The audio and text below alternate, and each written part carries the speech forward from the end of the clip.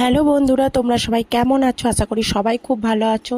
তো আমি ভালো নেই, যা রোদ গরম পড়েছি, আর আমি সেই রোদ গরমে দুপুর 2টোর সময় কোথায় যাচ্ছি চলো সেটাই তোমাদের সাথে শেয়ার করি। তো আজ আমাদের এখানে আমাবস্যার পুজো ছিল। তো আমাদের এখানের পুজো অনেক দেরিতে হয়।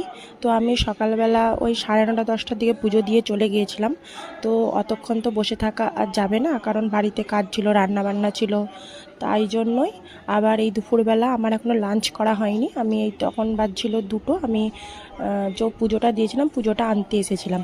তো তখন এসে দেখি এখনও পুজোটা যেহেতু শেষ হয়নি, কারণ বামুন ঠাকুর তখন মন্ত্র বলছে, কারণ বাকিরা সবাই পুষ্পাঞ্জলি দিচ্ছে।